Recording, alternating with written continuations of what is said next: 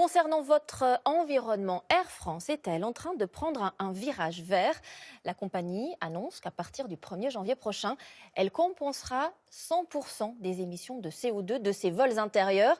Qu'est-ce que cela veut dire, ce principe de la compensation carbone? À quoi sert-il vraiment? Combien d'entreprises font cet effort et pour quels résultats? Anaïs Barre, Pascal Caron et Marie Cazot.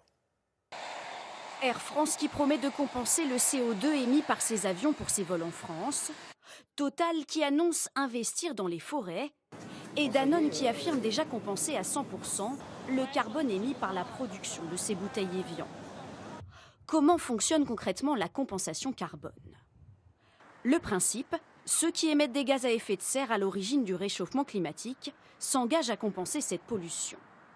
Exemple, une compagnie aérienne dont les vols émettent du CO2 va financer des projets en tout genre, censés ensuite lutter contre l'émission de CO2. Alors, où en sont les entreprises françaises? Si beaucoup s'engagent à compenser leurs émissions, par exemple en replantant des arbres, difficile de vérifier si elles le font réellement, car les dispositifs sont nombreux et pas tous contrôlés. Au sein du CAC 40, 40% des entreprises disent avoir mis en place la compensation carbone. Une tendance à la hausse, pas seulement philanthropique, selon ce cabinet expert en la matière. Les entreprises françaises, elles s'engagent plus parce que la loi leur impose plus de choses. Donc c'est notre interprétation, mais elles ont aussi une demande très forte de la part des citoyens et donc elles veulent s'adapter. Cette compensation est-elle utile?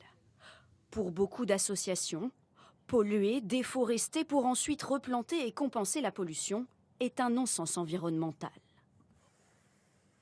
Il n'y a aucune chance que ça vienne résoudre la crise climatique aujourd'hui. Pourquoi? On le voit par exemple des actions de compensation les plus connues, planter des arbres à l'autre bout de la terre. Ces arbres-là, déjà, il faut savoir qu'ils ont une capacité de stockage du carbone qui est limitée, qui n'est pas permanente, qui est réversible. On l'a vu cet été avec notamment les feux de forêt en Amazonie.